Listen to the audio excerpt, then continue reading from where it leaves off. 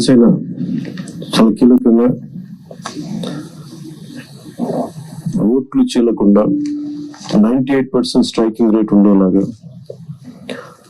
ఎక్కువ స్థానాలు తీసేసుకొని ఎక్స్పెరిమెంట్ చేసే కంటే కూడా తక్కువ స్థానాలు తీసుకొని రాష్ట్ర ప్రజలకు ఉపయోగపడేలాగా ఈరోజు నేను చూస్తుంది కూడా రాష్ట్రాన్ని ముందు ఒక గాడిలో పెట్టడం, పార్టీ ప్రయోజనాలను దాటి వ్యక్తి ప్రయోజనాలను దాటి రాష్ట్ర ప్రయోజనాలను దృష్టిలో పెట్టుకొని 2014 నుంచి మనం నలుగుతా ఉన్నాం.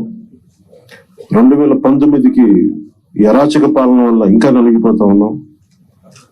ఇలాంటి సమయంలో నేను చాలా నిర్మాణాత్మకంగా, చాలా బాధ్యతతోటి అన్ని ఆలోచించి, చాలా మంది పెద్దలు 45 స్థానాలు కావాలి, 70 స్థానాలు కావాలంటే ఒకటే చెప్పాను అందరికీ, 2019లో కనీసం నాకు ఒక 10 స్థానాలు ఉండుంటే ఈ రోజున ఎక్కువ స్థానాలు తీసుకొని ఒక మంచి చక్కటి అవకాశం ఉండేది. అది కోల్పోయాం. కాబట్టి ఈసారి తక్కువ స్థానాలతోటి 98% స్ట్రైకింగ్ రేట్ ఉండాలి. దాంట్లో భాగంగానే 24 స్థానాలు, 3 పార్లమెంట్లు ఫిక్స్ అయిపోయాం. అలాగే 24 స్థానాలు కనిపిస్తున్నాయి, కానీ జనసేనకి మనం చూడాల్సింది 3 పార్లమెంట్లో ఇంకొక అదనంగా ఇంకొక 18 నుంచి 20 దాకా స్థానాలు అధికంగా యాడ్ అవుతాయి. సో దాదాపు ఒకలా చూస్తే జనసేన అందరూ అనుకున్నట్టుగా ఒక 40 స్థానాలు.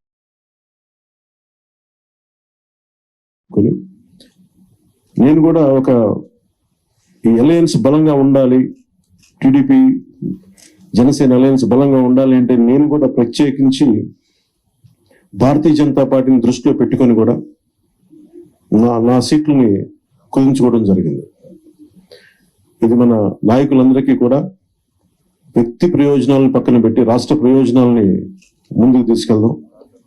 ఓటు ట్రాన్స్ఫర్ అయిన రోజున ఎవరైతే త్యాగాలు చేశారో, ఎవరైతే కష్టపడి పనిచేశారో ప్రతి ఒక్కరికి పేరు పేరున ఈ సభావేదిక మీదుగా నేను తెలియజేసుకుంటా ఉన్నాను. ప్రతి ఒక్కరికి మీ ప్రతిభతోటి, మీ సమర్థతతోటి, మీ అనుభవం ఎలా ఉందో దానికి తగ్గ ప్రతిఫలం ఉంటుంది. భవిష్యత్తులో పదవులు మన ప్రభుత్వం స్థాపించిన వెంటనే ఎలాంటి పదవులు మీ సమర్థతకి, మీ ప్రతిభకి తగ్గట్టుగా ఖచ్చితంగా మీకు అండగా ఉంటామని తెలియజేసుకుంటూ, ప్రతి జన సైనికులకి, ప్రతి వీర మహిళలకి, ప్రతి జనసేన మద్దతుదారులందరికీ కూడా మన ఓటు టీడీపీకి వెళ్ళటం ఎంత ముఖ్యమో టీడీపీ ఓటు కూడా మనకు రావడం అంతే ముఖ్యం. జనసేన ఓటు ఖచ్చితంగా టీడీపీకి ట్రాన్స్ఫర్ అయితేనే ఈ రాష్ట్రం చాలా అద్భుతంగా ఉంటుంది. ఎట్టి పరిస్థితుల్లో కూడా ఓటు ట్రాన్స్ఫర్ అనేది ఖచ్చితంగా జరగాలి. అందుకని ఎలాంటి పొరపచ్చాల మధ్యలో 1-2 వచ్చిన వైసీపీ దుష్ట పన్నాగాల పని ఏదన్నా ఎలాంటి విభేదాలు సృష్టించినా వాటిని మేమందరం సమర్థవంతంగా ఎదుర్కోవడానికి, కలిసికట్టుగా ఎదుర్కోవడానికి మేము పూర్తి సంసిద్ధతతో ఉన్నాం. ఆయన సిద్ధమని చావగొడతా ఉన్నారు. బాబు నీకు యుద్ధం ఇస్తాం, నీకు అది ఎలా ఎందుకు యుద్ధం చేస్తామంటే ప్రజలు తిరిగి ఆంధ్రప్రదేశ్ని గాడిలో పెట్టడానికి యుద్ధం చేస్తాం. నీకు అయితే మనస్ఫూర్తిగా ప్రజలందరికీ కూడా చాలా శుభదినం. మనం ప్రభుత్వాన్ని స్థాపిస్తున్నాం, మనం గెలుస్తున్నాం. జై జనసేన, జై టీడీపీ, జై హింద్.